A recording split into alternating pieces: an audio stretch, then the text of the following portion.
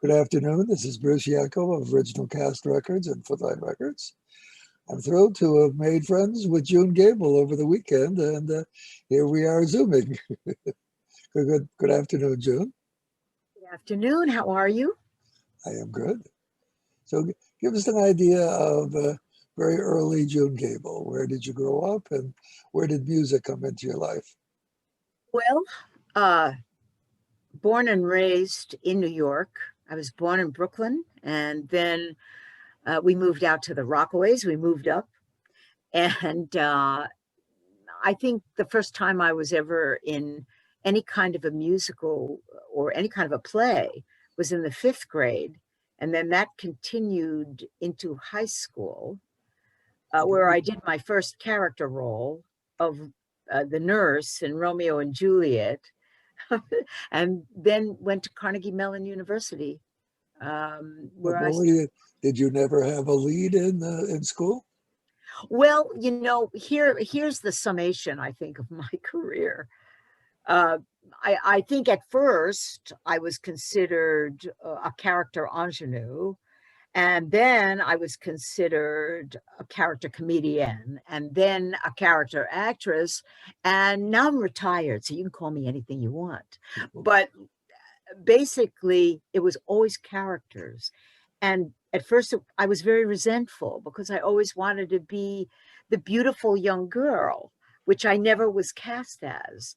But eventually, I learned to accept the pleasures of being a worker bee, that a lot of the difficulties of controlling and starring in a production, a lot of those difficulties were alleviated by having kind of a wonderful little small sparkly role that you could enjoy coming on and off with. Tell us a little about Carnegie Mellon. Were you happy as a student? Well, I was pretty wild. I was a pretty wild young woman, but yes, I mean, I went there all 4 years, and during the course of my years at Carnegie, where I was trained really as a classical actress, but also we had wonderful teachers like Lou Palter and one of my favorite teachers, Word Baker, who made me get up and sing for the first time in my life. And he made me sing Blue Skies, of all things. Unforgettable experience. But he taught us that there was a great world outside of the classical theater, and that was the commercial theater of Broadway and musical comedies that actually turned out to be a godsend, a life-saving thing for me, because I saw many classically trained actors unable to make a living. And because I could hoof a little bit enough and sing, which was just basically a natural talent that I'm very grateful I possessed, I was able to sustain a long career. Did they actually give you singing lessons at Carnegie Mellon? No, there was no, at the time that I was there was no emphasis on musical theater at all. There was no introduction, no emphasis, nothing. Towards the end, through Word Baker and actually through Lou Palter, this wonderful kind of method teacher that we had, we started to do musicals. So it was only in my senior year that I started to be aware there's a whole other branch of, what were you involved in the senior year? Well, in the senior year, they had each of us do a musical program. Some refused, but I went to Fiddler on the Roof, and I did a synopsis of Fiddler on the Roof where I sang all the songs and played all the characters. And it was extremely exciting and very well received by the students and teacher. And of course, the great thing about Carnegie is that you were trained primarily in English and playwriting and everything that had to do with the theater. But in the summertime, you were taken with prospective companies and you did summer stock. And I know in my junior year, I was very fortunate to go with the American Conservatory Theater, Bill Ball, brilliant man. And he took me on that initial first introduction of the American Conservatory Theater, eventually ending up in San Francisco. You toured in California, and then did you tour the state of California and then go to the home? Well, we toured in several different places. We actually went to the Goodspeed Opera House in East Haddam, Connecticut, and then we went to several places. Then we ended up in Palo Alto, California, at a theater in Berkeley, and then he was invited to have the Geary Theater in San Francisco. And then in my senior year, again, I did my first kind of musical review, and then went to New York City to pursue a career. And most of it was had to do with musicals. What in your life had you determined to try for a career versus just? You know, it just happened. I went back to New York City and I auditioned for, you're going to laugh, but the name of the show was MacBird. It was an off-Broadway show. I met some wonderful actors. It's a satire on Shakespeare, right? It's a Shakespeare. Well, it was a mock-up on Shakespeare. It was mostly about the Kennedys and LBJ. And I met wonderful actors there and directors that I stayed in touch with my whole life. William Devane, Stacy Keach, Wayne Tibbett, Joel Zwick. So in that show, I got in initially. I was very young, and I understudied the part of the Beatnik Witch, with a funny name. Looking at it now from looking at the past, but it was the Beatnik Witch, and then I also understudied Lady MacBird because they figured I was a character actress after I auditioned, and I went on for the Beatnik Witch, and she had a song. And I just jazzed up this moment. And in the audience was Art DeLugoff, who, of course, was the proprietor of the Village Gate. And there was a show called Jacques Brel is Alive and Well and Living in Paris. And he said, you've got to audition because they're losing the girl who plays the supporting role. And I went in, and then the rest is history. I was in that show for about 2.5 years, and it took me all over the world. It took me London, Paris, Los Angeles, and then, of course, in New York City for quite a while. And I found that when a show off Broadway or on Broadway closed, I was able to go to rep. I was able to go to different theater companies and continue some classical work or some plays, straight plays. And that's what was so interesting about my career, is that I was always able to do it all small, never becoming like a great big star, but being able to always work. Is there not a recording of MacBird? They used to have a LP. I'm not sure, because it really wasn't a musical per se. They had moments. You don't recall making a record? No, because I was an understudy. So if there was any recording done of MacBird, which I don't think that there was, I wouldn't have been a part of it anyway, because I wasn't in the initial cast. And the same, I think it maybe was on a spoken word, a cademan or something like that. So I always found it interesting, Bruce, that some of the best work I ever did as an actress, very few people saw. Jason Miller and I did a rather extraordinary production of Lion in Winter, where I played Eleanor of Aquitaine. Very unusual casting, but it was an amazing experience. And I wore Katharine Hepburn's clothes. I wore all of her costumes, which was very exciting. Well, how did you get? This is from the stage show? No, the movie. Yeah. Jason Miller and I were very close. We met in California. We both lived in Malibu, and I was doing a lot of television. And we became really enamored of each other. He had just written that championship season for Joe Papp, where he got the Pulitzer Prize. And then he was in The Exorcist, playing, of course, Father Karras. So he was so wonderful in that. And he did another movie, Nickel Ride. And then he said, you know, I want to go back to theater. And I said, well, I'm still back and forth. I'm not in any one place. And he says, I'm going to go back to Pennsylvania and I'm going to start a theater company. And he said, and I'd like for you to be a part of that. So I did. I went back and forth, and we were actually working through the state of Pennsylvania, starting in Scranton. And then we were going to open a brand new theater in Philadelphia, doing Lion in Winter and Who's Afraid of Virginia Woolf. Two very fiery people doing two very fiery productions.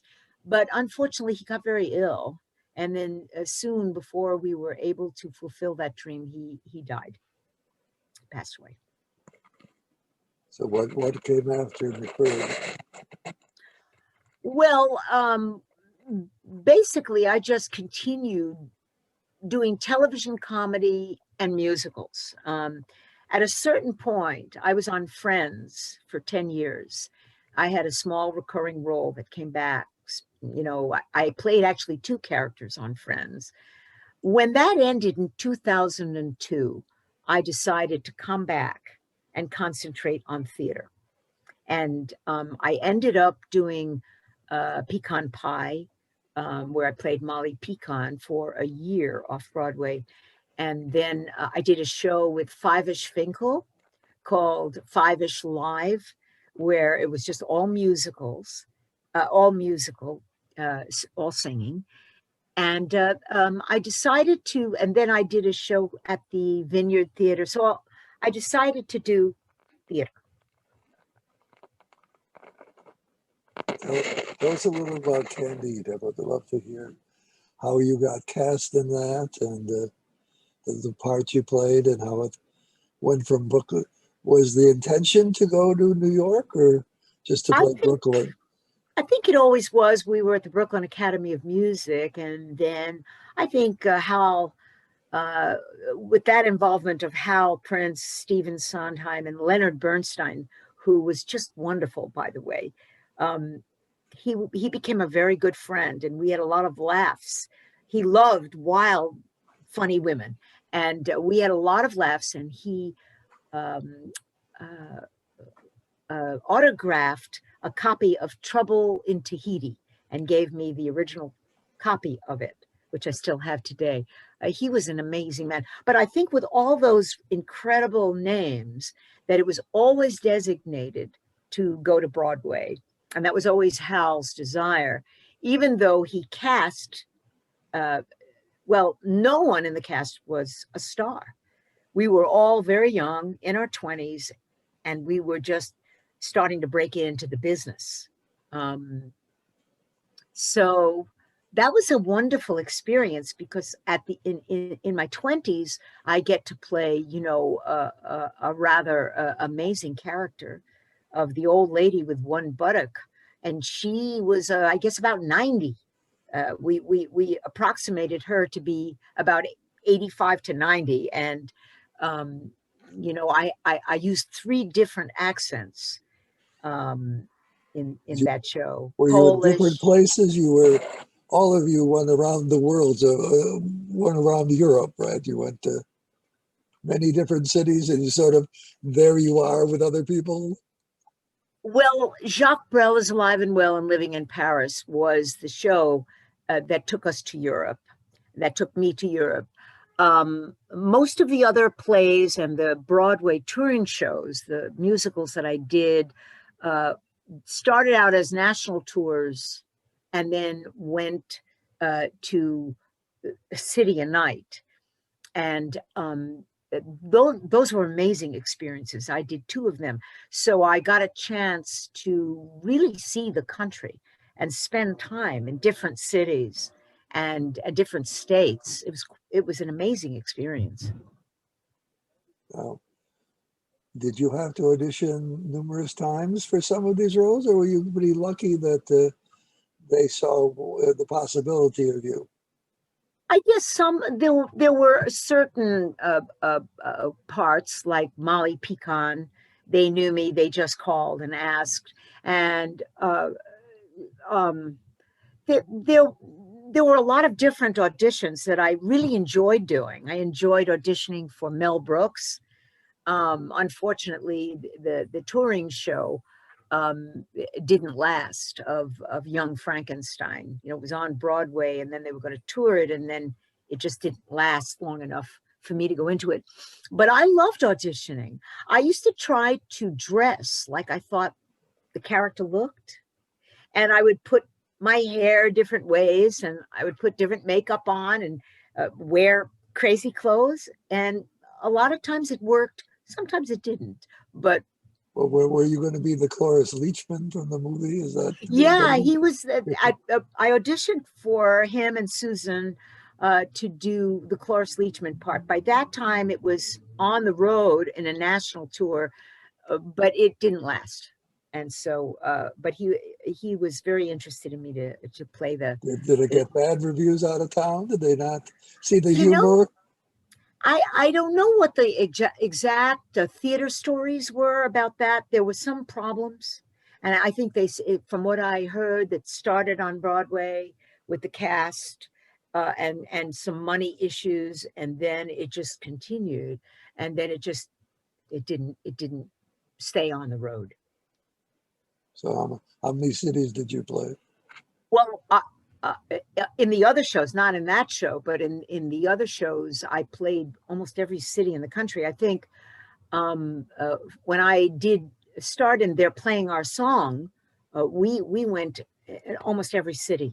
And in some of the larger cities, we sat down for a while. If we were Houston, Dallas, New Orleans, but much of the time we would do 2 nights, 1 night. It was just like, you know, I'm Were you able to do like 8 performances with different towns? Yeah, you know, it was always union shows, and union shows were always 8 performances. And so you always did a week of 8. It was exhausting sometimes, but a lot of fun. Who was opposite you and They're Playing Our Song? Well, Victor Garber started, and then Richard Ryder and I did it we did it for a year together. And Lorna Luft had been in it too. She had starred in it. And tell us more about Candide. Tell us about Wonderful experience. Did you get rave reviews in Brooklyn? I was very fortunate, yes, and I was nominated for a Tony Award, which was a real honor. And it really triggered off a lot of other jobs. The experience was great. A lot of very famous people came to see the show. And I remember when Katharine Hepburn came backstage and she talked to me, and she said some very interesting things about career and people and life. And, you know, I met some wonderful people through there. And of course, my friendship with Leonard Bernstein until his death was something I treasured. But it was a great experience. How long was the cast recording day? Because it was on 2 LPs. Now it's on a CD. But how many hours were you in the studio? Do you remember the studio that you did the recording? It's hard. I can't remember. Oh God, I can't remember it. Exactly how long it took. I only remember that I had the flu. And I kept thinking, how am I going to do Ruby? How was I going to sing that high note? I was terrified, but I had gone to a doctor prior, and I was able to sing somehow. I think I missed the performance that night. My understudy went on because I was so sick. But it took, I would say, a couple of days, because if you remember in the album, we did the whole show, or most of it. This was really radically different from the Barbara Cook 1956, correct? Harold Hugh Wheeler just rewrote. Was there anything left of Dorothy Parker? Or you mean what do you mean by Dorothy Parker? Dorothy Parker had written lyrics and Oh, some of the oh, oh, book. she did do additional. That's right, she did. Um, I can't remember which was hers and which wasn't, and which was Sondheim and which. I mean, it was so collaborative, the experience. And at the time, I had all those details in my head, but there's just been so much water under that bridge since. But I just remember that I adored Hal Prince. Um, I remember that I think I upset him because after 2.5 years, I like to move, I like to travel, my life always had a lot of movement in it. And I never liked staying in one place for a long time. That's been a big problem with relationships. Um, I'm very Gemini in that respect. There's a lot of personalities. And so I got an offer to do a comedy of errors at the New York Shakespeare Festival with Joe Papp. And that was a wonderful experience where I got the OB and I was just meeting so many people. And then I replaced Rita Moreno in The Ritz, Terrence McNally's The Ritz on Broadway. And at that time, after the show with Joe Papp, Hal asked me to come back.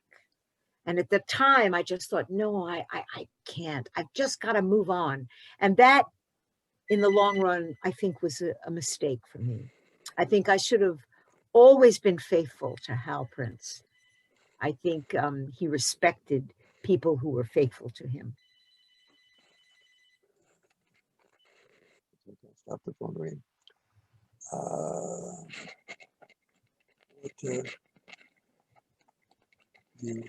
Do you play Candide from time to time? What is your? No, that's in my past, but I have memories, very strong memories of it. I loved all the cast members. One person I was very close to was the young man playing Candide, Mark Baker. I remain friends with Louis Stadlin, who played Pangloss.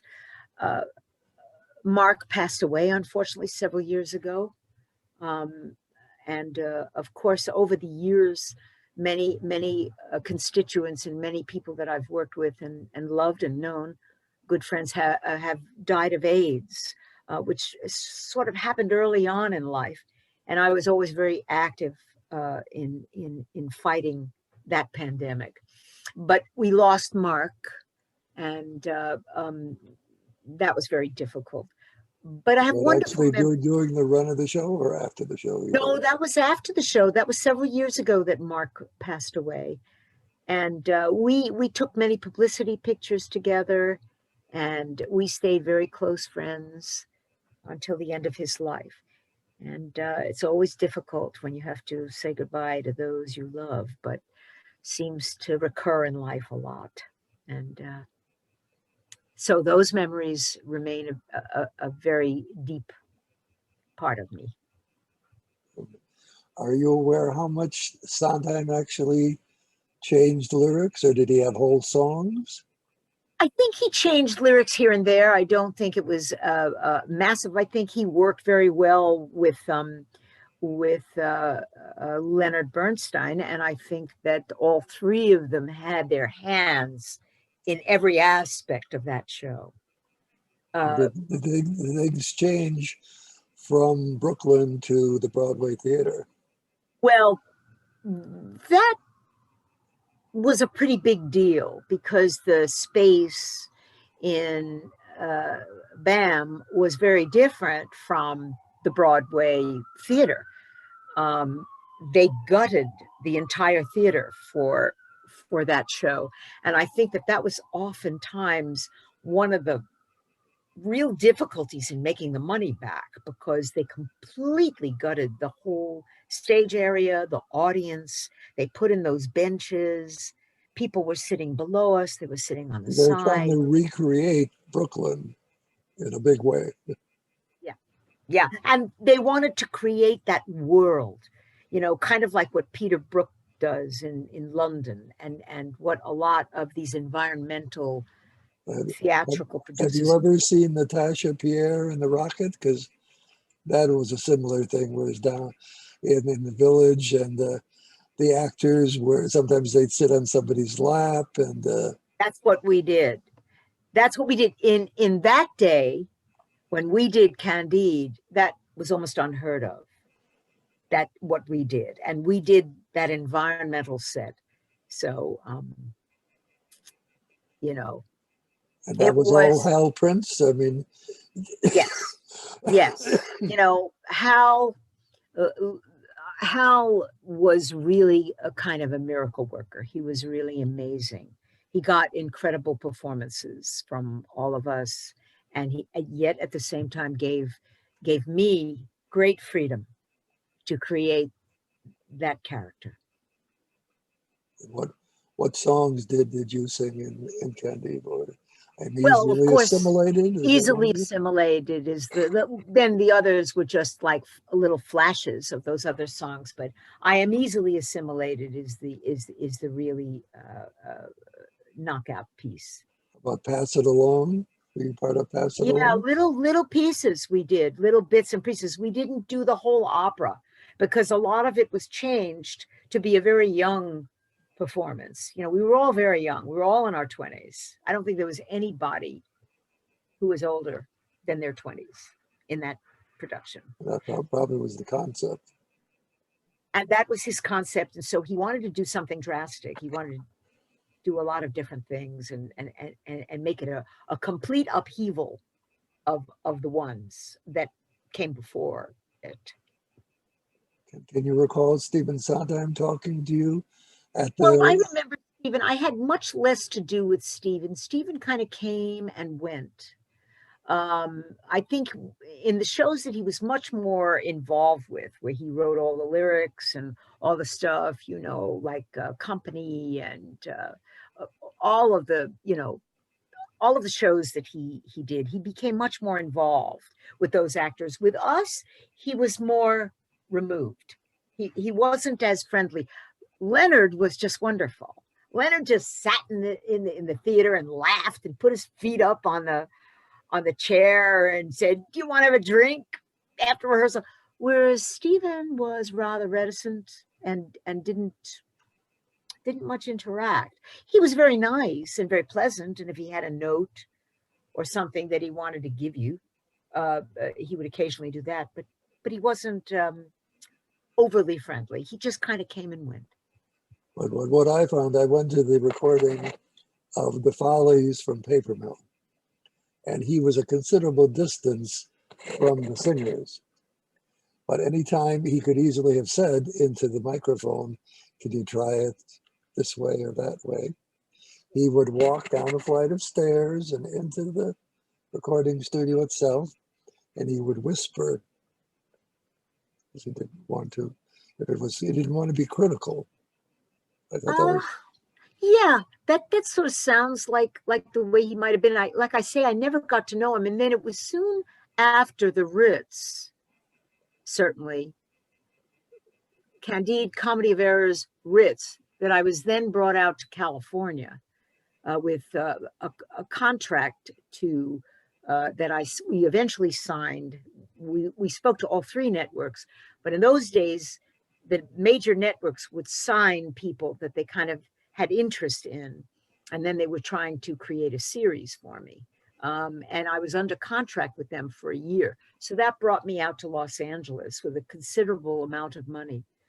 So then that started my Los Angeles, my Hollywood, Hollywood and experience. initially you did pilots that weren't, didn't go past the pilot. Were they always shown during the summer, or There's a season called that. Not anymore. This is all changed because you know you see you don't computers. see summer pilots? Well, I did tons of pilots. They were put on in the dead, what they called the dead pilot season. uh, but then Barney Miller, I had a recurring role in, and that was certainly a wonderful experience and a great success.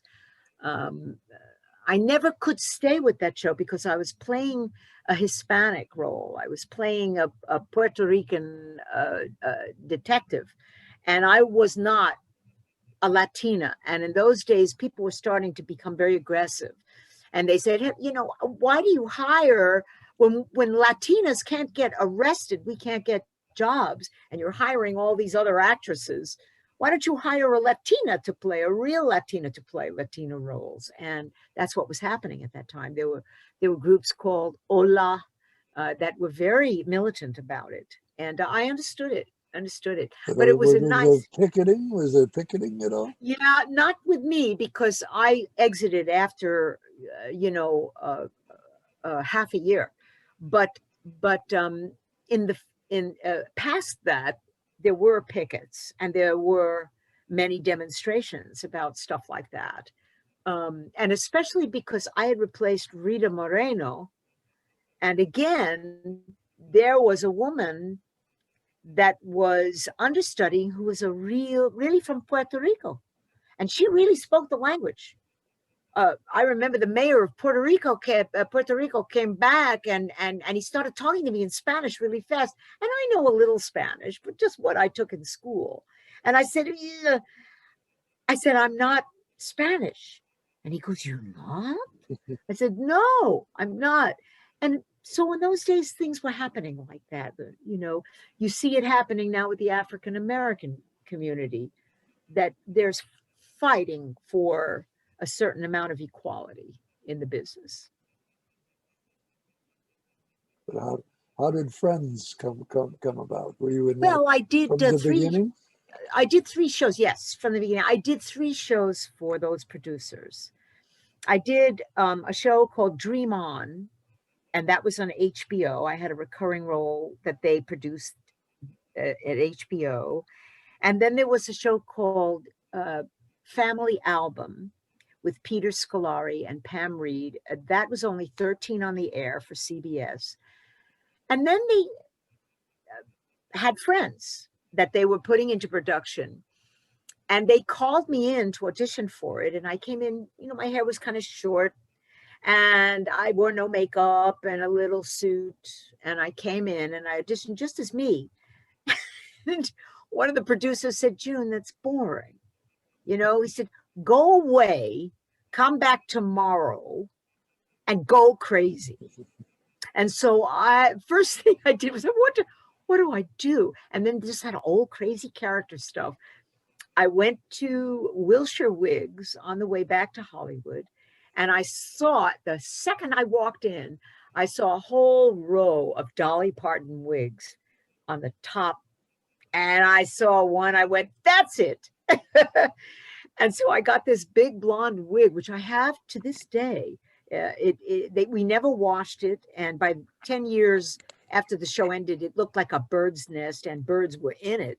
So it was, but I kept it. I used to bring it in a Mayfair shopping bag to the studio every time I performed this character, and then I put on this showgirl makeup and these long 6-inch nails, and I remember smoking these Tiparillo cigarettes and eating a corned beef sandwich at the same time in this audition. And they went, "You got the role."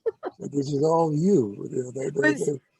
Well, no, they wrote all the material. They were great but writers. to audition, they liked what you They brought liked into what I did. They liked the craziness, and they liked that you're a normal girl one day, but the next day, who knows? Whack job. And then a lot of the times what I would do was I would dress, or I tried to dress the way the character looked.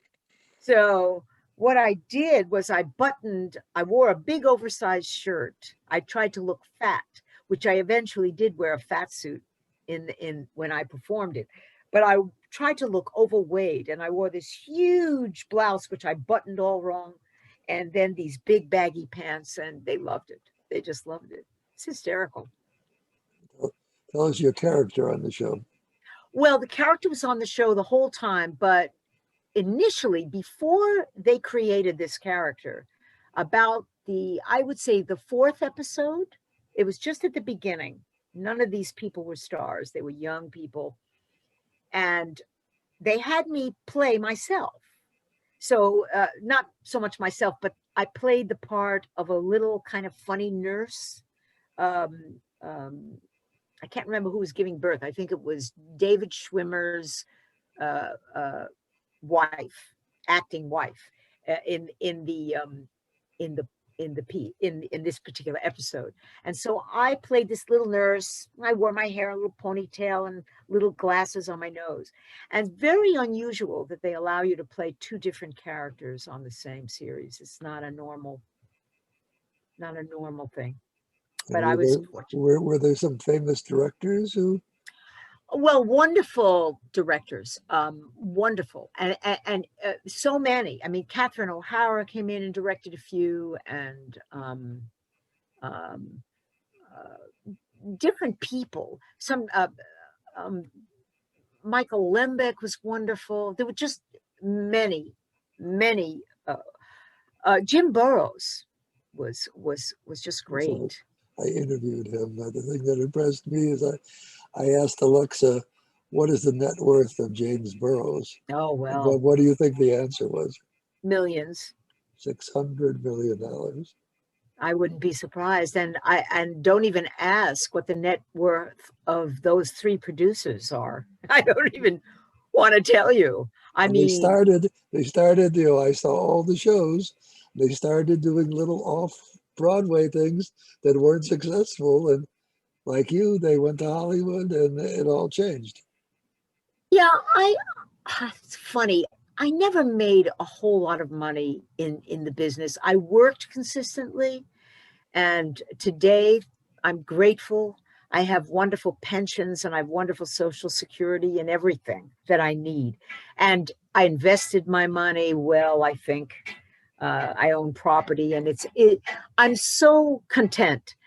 Money was, I don't think, ever really the goal for me. It should have been maybe more so, stardom and fame and money.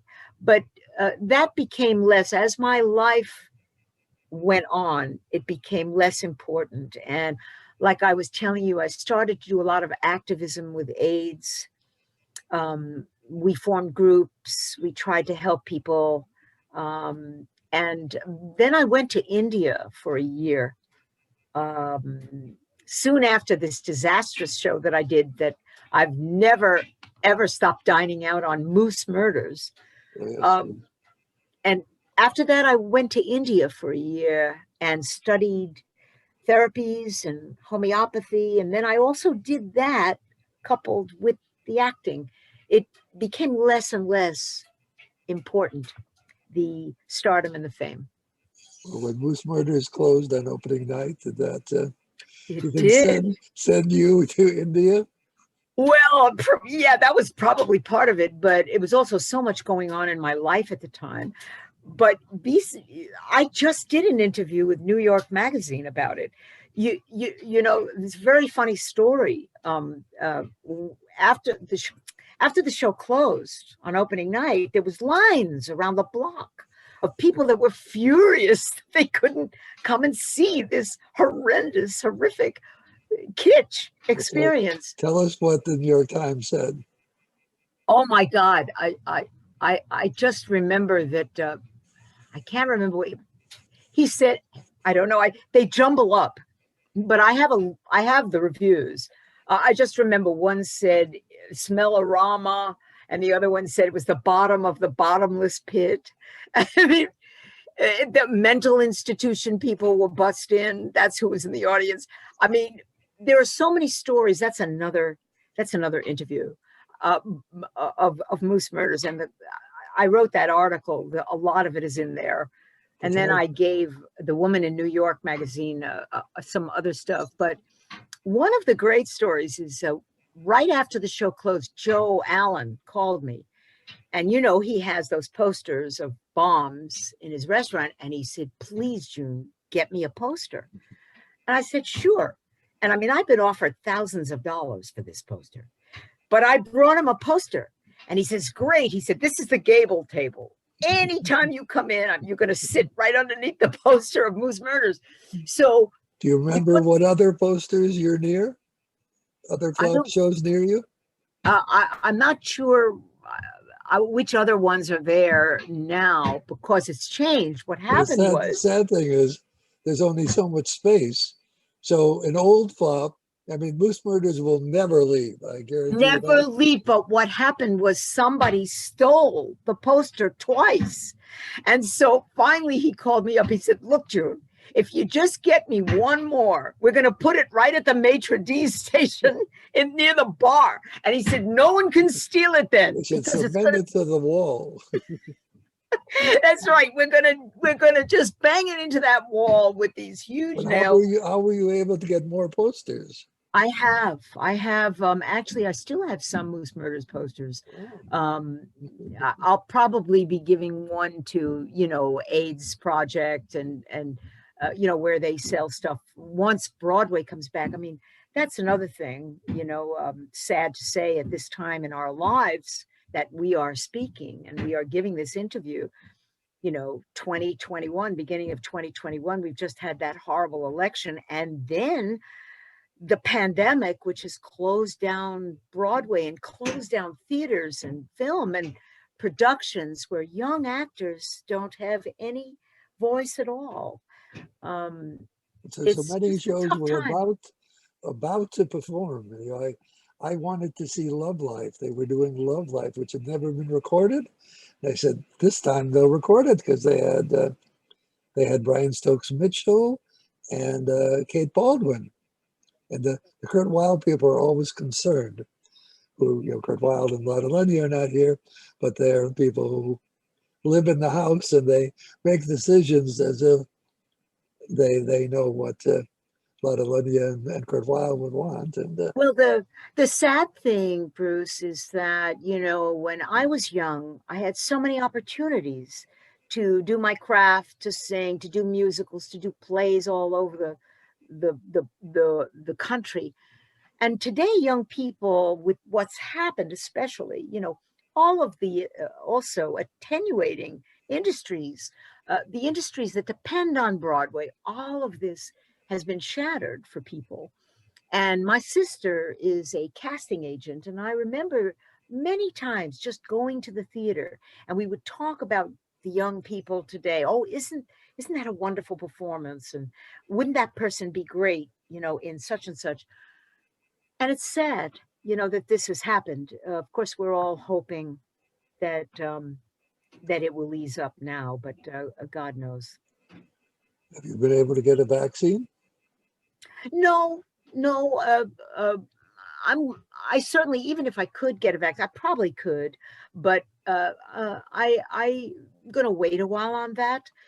I'm not big on vaccines. I imagine that we're all gonna have to if we do work again. I think that there's going to be a lot of things that we can't do unless we all get that vaccine. So that remains to be seen.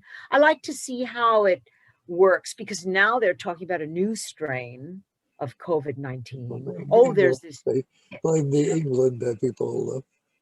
Yeah, it's in London or supposedly, and then they're now finding it in areas in California. And it's like remains to be seen. Is this vaccine going to take care of it all? Or is it just going to take care of one strain? I don't think they know all that there is to this pandemic. I'm hopeful that it might start in the fall. I'm That's the hope. hopeful. I'm hopeful. Somebody said 2 years, they thought. But let's be more But hopeful. people keep rescheduling things because they don't know. Hugh Jackman doesn't want to get ready to perform only to find that it's not happening. That's right. And, New York City I love my city. Like I said, I'm born and raised here, and it's not the same.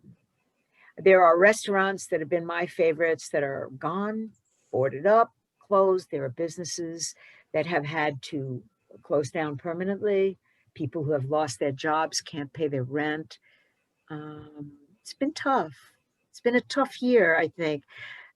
Well, where are you in the city? I know you're in Pennsylvania, but Well, I'm mostly in Pennsylvania, and I have an apartment in the city. I feel safe where I am, but it's just a question of the city's not the same. And especially without that incredible influx of theatrical activity. I mean, you didn't even realize it But Broadway and the theater in general, even the off-Broadway theaters, were a great part, a great important industry for a commercial industry for New York City. A lot of money came in for tourists and, even places like Radio City Music Hall.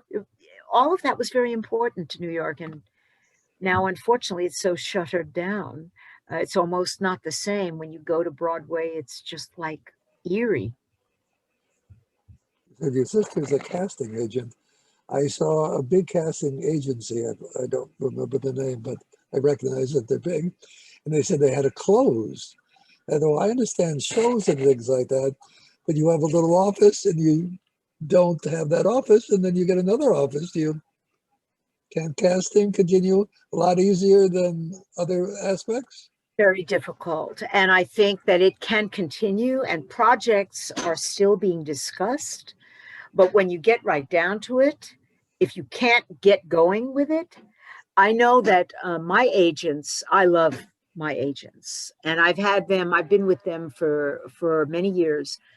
They can't be in the office. They're shuttered down too. And they're working ostensibly from home, but I don't think there's a lot of activity. How can you sell an actor for a performance when you can't get anyone together to do a rehearsal or to work on the production values? It's almost impossible. You can discuss and you could maybe talk terms with in some instances, but not in all. So, It's very sad. It's very I'm sad time. surprised that the big McDonald's on 42nd Street they shuttered again. The places I would hope that landlords, who certainly, in my opinion, both theater landlords and landlords of other properties, in many cases, have lots of money, and I would think they would just wait and be understanding and say, well, when things come back in a year or two, then come back and don't worry about paying. We know you're not going to pay the rent you paid when there was activity in the theater or the restaurant. But I guess in some cases that's not happening. In some instances, it's been impossible. I mean, when you think about all the bars and the restaurants and how many people they employ and how many people, I forget, because it used to be my life. Now, I'm retired, so it's a different situation, but I'm not forced to work for every single thing that I need. But in those days, I remember sometimes going month to month. If a show closed unexpectedly, what am I going to do? Gee, cat food, dog food, I've got to pay the rent. And I was fortunate always that eventually something came up. Here, think about it, a lot of these people get to a point where they can't sustain. And employers, particularly, I think, have a really hard time.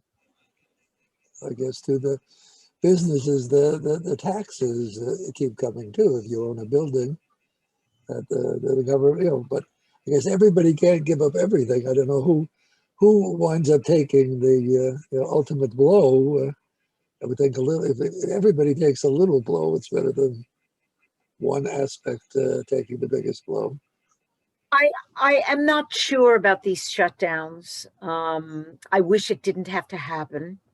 And I wonder, in a more perfect world, even if we did have things like COVID-19 and SARS and tuberculosis lurking, we also have cancer, heart conditions. We have so much that we face, and so much for our immune systems in our modern society to deal with, that it's a shame that we couldn't continue our lives and yet protect ourselves. I don't know how that would have fadged out, but sometimes I see the effects that these shutdowns have had on people. For example, drugs, alcohol, suicides, all have increased. Alcoholism, drug addiction, suicides. So sometimes you have to weigh things like, isn't there any way we could have kind of gone through this and not have to shut down our society? But Well, I think if everyone had complied with masks and things like that, and if you know who didn't tell us, don't worry, I'm taking care of it. It's a little problem. It won't be a big problem. Yes, and it's interesting how many varying opinions there were, especially at the beginning. Wear a mask? Oh, don't wear a mask. You don't need to do that. Or do this or do that. Well, maybe we better not. Well, maybe we better just shut down for a couple of weeks and then it goes to 3 months, 4 months, 6 months. There's so many varying, then what's even worse, is when you see our political leaders not wearing a mask and going to fancy restaurants and parties and walking through, the Capitol building with no mask on. And in the meantime, we're forced, we can't even go into Morton Williams, or D'Agostino's or Ralph's in California without, you know what I mean? So sometimes that's been very confusing. You want to believe that our political leaders are truly leading the way. How different now? You just came into New York today. Did you just drive to your apartments? Did you run into people to see mask wearing or non-mask wearing? I actually, that's interesting. I've been here for a couple of days. I had a lot of stuff that I had to do. And I did see actually very few, but more people not wearing masks in the street when they were exercising or whatever. But most still are. Most are pretty masked. However, what I did see, and this is what I worry about, is moving vans. I see people moving out of New York City more than moving in. And that's what concerns me, is that I want to see our city thrive again, and especially our industry. It'll be a long time before, I mean, today the theater goers are so much more from foreign countries. They've done surveys, and when I came to New York in 1962, I would guess it was maybe 20% or less tourists. And now I believe it's 50, 60% tourists. And with this shutdown, the tourist industry is just, it's just not going to happen. And even tourists from out of town, not necessarily from Europe, but you got a lot of tourists that come in from, Iowa and different places across the country. They want to come to Broadway and have that experience. And I never realized how much an important part of New York City it was. Have you driven through the theater industry, through the Times Square to see what it's? I've seen pictures where there's not a car in sight. Very few people. I've seen, unsightly situations there. Some homeless. It's not the same.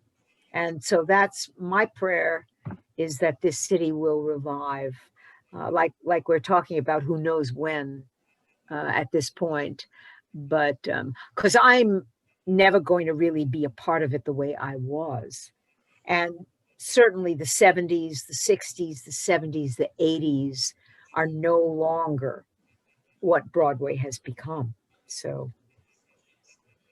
And what about in Pennsylvania? You're really rural, but very, very rural. And that is to a grocery store.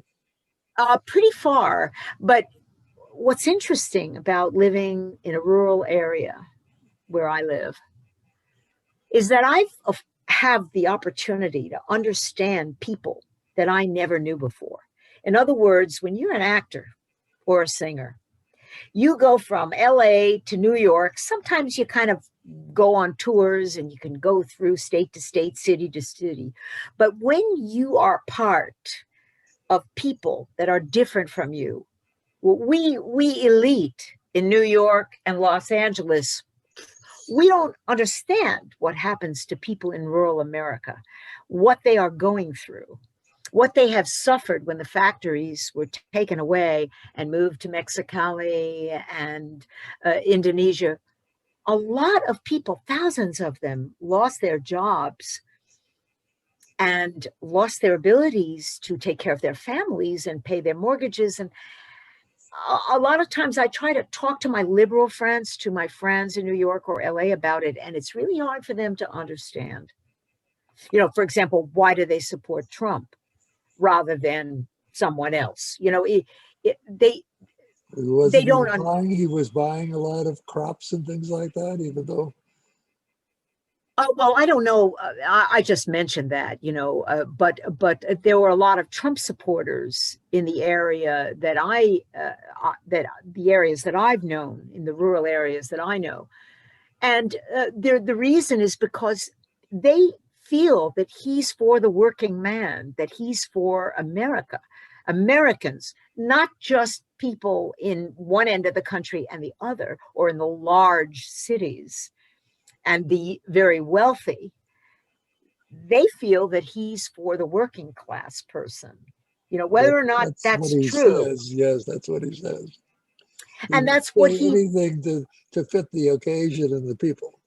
Well, you see, but being a part of both, being a part of the New York theater scene, Hollywood, and now living deeply in the heart of rural America, which was once very agrarian, you get to understand two different sides. And it's very hard. That divide, I think, is very, very difficult for America right now. But you have fairly close friends in Pennsylvania who nothing about the theater. When you mentioned some theater things, they look at you as if, how did that happen? Well, yeah, they do. But I mean, also, I'll probably always be a bit of an outsider and someone very different. They have accepted me because I know how to get rid of the theatricality and the airs that I sometimes could have and just be a real person. And that's all they respond to. They're wonderful people, very simple, a totally different lifestyle and total different cultural way of looking at life than what I've known in my career. But it's very beneficial because you have much more understanding in a lot of ways than a lot of people do. So how many years have you spent? Well, I bought the property, I think in 87. So I've been there for quite a period of time. Excuse me. And so you've gotten to know a lot of people. You've been to their homes and they've been to your home? And yes, their homes. Some of them have farms. They've been to mine. And are they wearing masks? Yes, they are conscious of this pandemic and very conscientious about it. And at first, I think they were concerned because I go back and forth to New York, but there's plenty of people in Pennsylvania that have this illness. So they don't see it as one place as opposed to another. But is it the percentage much worse than New York? Maybe in some of the big cities, I say like Philadelphia and Pittsburgh, Allentown, there might be a larger percentage of people. How many people do you think live in your community? Well, I have town? Small, yeah. I live in a smaller community, although it's spreading out, but the essential community is very small. It's not a city. It's not even a town. And it happened for me when I got back from India. I was sent to get an American certification for the homeopathy and for the things that I was studying.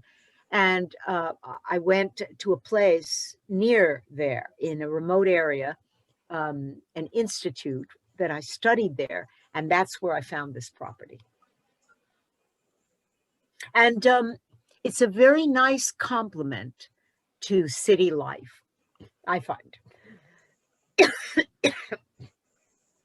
I live in Connecticut, in what city people would consider rural atmosphere. And I love when I'm in, this is going back to when things were normal.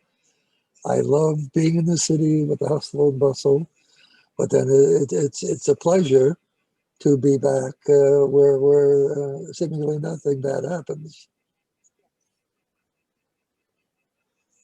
I agree. So we're nearing the end, I think, of a wonderful discussion. But I'd like to go back to Eve Arden again, because you I know you don't want to go to too many stories, but tell me about the problem with Eve. It was a wonderful actress. I grew up with our Miss Brooks on Sunday. We played our Miss Brooks as we were eating dinner, and Yes, but, I loved her. I loved her, uh, but she was at a point in her life where she just shouldn't have taken it on. And there are some funny stories, and I guess some not such funny stories. Eventually, she was replaced by Holland Taylor, um, who, of course, was a much younger woman. Um, but I know it was very hard on her. tell how she started the show with the correct lines, and then what happened after that. Yeah, we all had to learn the whole play because she could start off at the beginning of the play and then just go jump to the end. And we had to memorize the whole play, all of us, so that we could get back to Act One when that happened. But Holland Taylor was not the understudy, was she? She was brought in. No, she was brought in. Holland was wonderful. So She they came have in. to shut the show down. Yes, we couldn't open, and we had to have another 2 weeks of rehearsal and then The opened for 13 performers, I previews. believe there was one Eve Arden, so there must have been 12 Holland Taylor. Well, she was quite amazing. She came in and she got off book right away. She memorized the lines and she was an utter professional. She was just wonderful. Uh, we're still friends, Holland and I. We still speak, and she was just terrific. The thing, the thing that the listeners may not know, the thing that even though the show was criticized, that what made it continually talked about was that I believe Frank Rich, the reviewer? Yeah, Frank Rich was the He would critic. he would then refer to other shows, and he said, "I had a pretty bad time, but not as bad as I had I at know. Murders." I know. The biggest flop in Broadway is part of my legacy, but certainly it was an amazing experience. And like I say, I have dined out on that show for years. I mean, people are still calling and asking for interviews about it and what the experience was like and everything associated with it. Have you been in All touch those with other members of the murder company? yes, through Facebook, I am in touch with Scott Evans and Nick Horman and Holland. Uh, Jack Dabdoob was the Indian, and he unfortunately has passed away. Um, He was in Jenny with Mary Martin. I remember him. He had a yeah, beautiful voice. I guess he didn't know singing. Maybe you should have made it into a musical. well, I played a Snooks Keene, who was a failed cabaret singer who couldn't sing. And the irony was that I had to sound like I couldn't sing. And the critics forgot that I was nominated for a So Tony for you Candide. did sing badly some I well-known sang music. so badly that they thought I was a horrible singer. And they said, she can't sing a note. But they forgot that I'm a singer playing a singer who's tone deaf. So, In cabaret, the original concept is that she's a bad singer.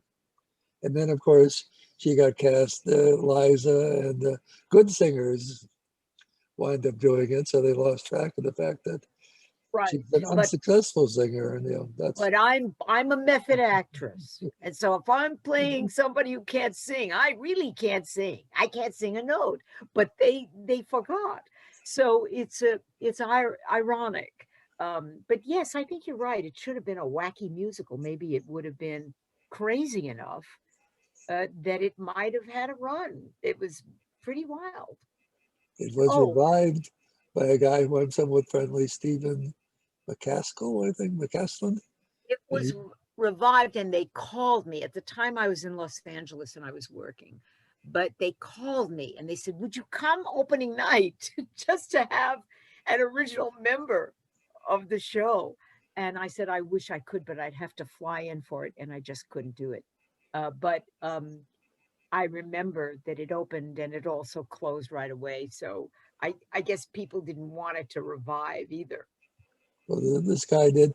My love is the flop musical, because I've recorded so many of the scores, and he did a number of the shows that he did. A Doll's Life that was directed by Hal. It was one of Hal's not good experiences. It was Comden and Green and Larry Grossman, and the music is always good. The actors are usually good, and the book is always the problem. The book is The always book, the problem. yeah, books in musicals, are very tricky, um, And then because there's no fame, and I guess you get the same percentage if you write the book. But the downside, or the afterlife, is much in favor of the composer and the lyricist. The songs, if there's a hit song, makes someone happy. The lyricist, the book writer, does not get a penny out of that. yeah, the also, I always found that the books in musicals that stop the action too much. The music and the book have to propel the story along, and they have to merge, and they have to be on the same track. They have to be moving together. What happens sometimes with books is that if it's not on the same trajectory, the book seems to stop. Either the music stops the action of the book, or the book doesn't propel the music along. It just has to be, woven together in just the right way to make it work 100%, I think. But there's a couple more questions, then we'll let you go. Uh, from early on, what were some of your audition songs, and would they relate to the production? Would you do a Leonard Bernstein song for?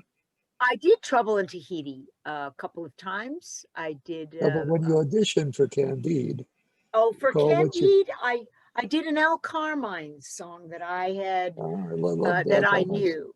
I did What a song called The Cigarette Song, which I loved. you were in Wanted. You have to tell us a I was little in about Wanted. Wanted.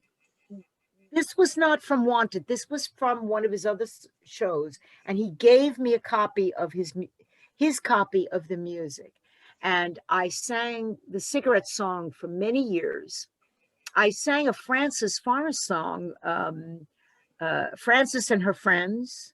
Not Frances Farmer. Who was it who wrote that? Uh, Frances and Her Friends was the name of the song. Uh, um, oh God, what was the name of the song? My analyst told me I was right out of my head the way he described it. He said I'd be better dead than alive. I didn't listen to a crazy song. Like a And beatnik song. well, it wasn't so much a beatnik song. It was just like a jazz song. And that was very successful. And I sang My Romance as a ballad. And then I sang a song that I wrote, because I do write songs, and I sang a song that I wrote, which was a lot of fun to do. What was that song? It, oh God, what did I name it? I haven't sung it in so long. Life is But a Dream was the name of that song. And it was very short and sweet. And I sang that a number of times for auditions. So those were my basic songs. But I would play around with others. Certainly in the 70s, there was there was a song I sang from the Apple Tree. A couple of songs I sang I'm from there. Gorgeous. Did you do I'm Gorgeous? I did Gorgeous, and I did that song. Oh, what was that song that she sings? I can't remember, but I can hear it a little bit. It was just that song. Oh, From which part of oh the, yeah, I remember. Um, what makes me love him? that's a What lovely makes song. me love him? That, It's not his singing. that could be a Fiddler song, right? You could put that, Goldie and Tevye. No, I never sang And I'm anything from. saying that's a song that they could have, Oh, could have, yeah, yeah. I never sang anything from Fiddler though, but I sang just many different songs, depending on what I was auditioning for, what I thought might work. I tried to, show if they wanted a comedic ability, if they wanted something a little bit more sultry, whatever. I or would just you tried to match go it. to the Colony or one of the music stores and look through the sheet music? Yeah, or heard stuff that I liked. And did you Um, buy Broadway cast albums? You say that's a song that, Some of them I did, and then I worked with different accompanists who had ideas. And I would sometimes take their ideas and sometimes not. I would use them to play for me. So we would rehearse. Um, did I you ever sang have any famous? Stars by Janice Ian. Do you know that one? Yes, I'm sorry, you asked me a question. I you, interrupted you. do you still have a lot of sheet music? And what about recordings? Oh, I have sheet music, but unfortunately, I somewhere along the way, with all the traveling I did, I lost some of the ones that I really wish I had. But I would sing different songs now. I think I would do Do slightly you different. wish? I mean, I would wish that you'd done a solo CD and the best of Never June. did. I never did. It just never happened. Today's, it's so much more common now that I guarantee you, you would have been live at 54. Yes, it probably would happen now. But But that's life, and who knows? I mean, still enjoy singing, but it isn't a very common occurrence. I still write some music, and I work with a musician now and then. And then sometimes I've been singing in churches in Pennsylvania, which is very interesting because when you sing with an accompanist in a church, it's a totally different experience. Your voice, you're using your voice in a different way. It's not slam bang musical comedy. It's you're using a part of your voice to allow people to go inward rather and inspirational, but not, you're not doing inspiration. hymns, are you? Are you doing Onward Christian Soldiers? Not quite that extreme, but some very beautiful hymns and And some Never stuff. Walk Alone, something like that? Would you sing that? Yeah, you could do stuff like that, or stuff that I've written based on the Psalms, which are much more general and spiritual. The spiritual songs go over very, very well in church, even if it's non-denominational songs, because you're just putting people in that frame of mind where they're thinking about spiritual life, God, meditation, prayer. And so you use a totally different aspect of your vocal ability. And I've really been enjoying that on the occasions that I do it. And is this to an organ? Do you play an organ? No, the accompanist that I often work with is a brilliant musician that I met up there. He was a music teacher, and he's got one of those consoles that can play anything. It could go to an organ, but it Just push a really, button and it becomes. it's a keyboard that is able to play many different sounds, and it's I know a young composer in Los Angeles, And he makes his living until the pandemic by playing church services. You know, it started there for me, that I started doing that a little bit. And then I wrote a song that this woman who worked in churches a great deal, she had an operatic voice, and she sang one of my songs. And then other people wanted to sing them. But in the Catholic Church, you have to really be careful because they like Paulist press and they like specifics that have been passed by their board.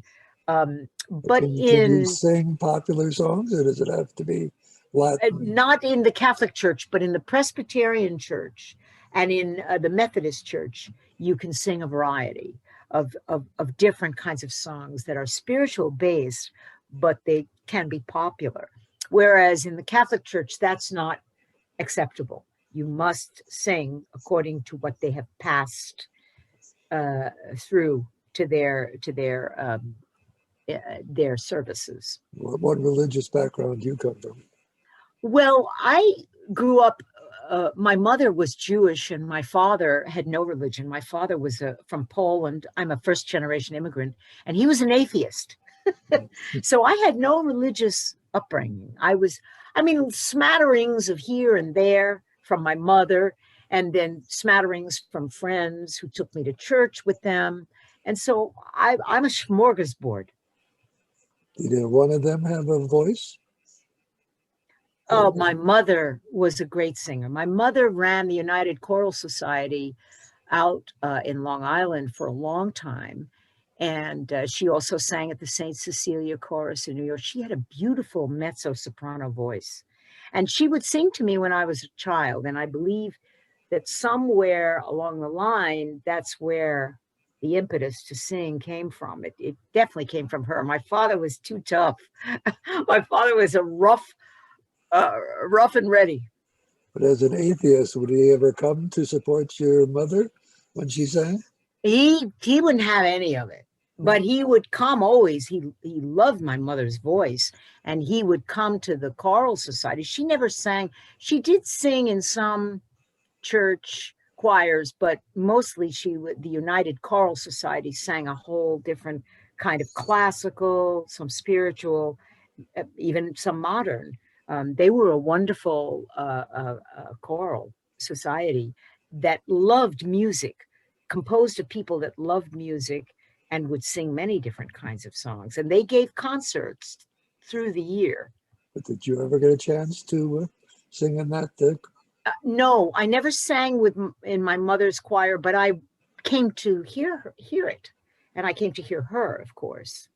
And she always had a solo. Did she, was she able to see you like in Candide? Oh yeah. She came. She died in 2011, and she was one of my biggest fans.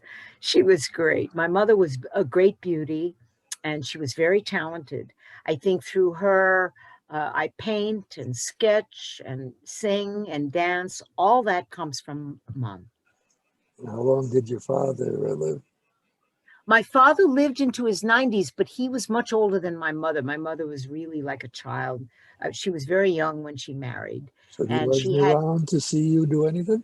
My father was, he was a tough one, but he was proud of me when I was successful. It took a lot to break through my father, because. Did he keep saying, why are you doing this? This is not. Yeah, he wanted. This is not a job. This is just fun. Right. He wanted me to be, a good housewife, pretty and quiet and not talk so much and not be the way I was. I mean, he wanted me to be married, have a good marriage and have children. Yeah, he was much more conventional. Well, I think we're all glad that you were the way you were. And I can't wait to talk to you at least offline and see how things are going for both of us. So then, thank you for joining. Definitely. Let's stay in touch. I really enjoyed talking to you. Good. So this will be on YouTube, and everyone will know how wonderful you are. Yes, I'm sorry. I kind of had a little I had a little dust in my throat. I coughed a little bit there for a while. Maybe you can edit it. That's fine. This is informal. I'm informal. I have a t-shirt and I got pajamas on. You can't see it, but I'm in Oh, pajamas. well, I've been hearing more and more about things like this, that people say they're caught with their pants down. So I am fully clothed. You'd be happy to know. Okay. Again, thank you very much. You're welcome, Bruce. Bye-bye. Bye-bye.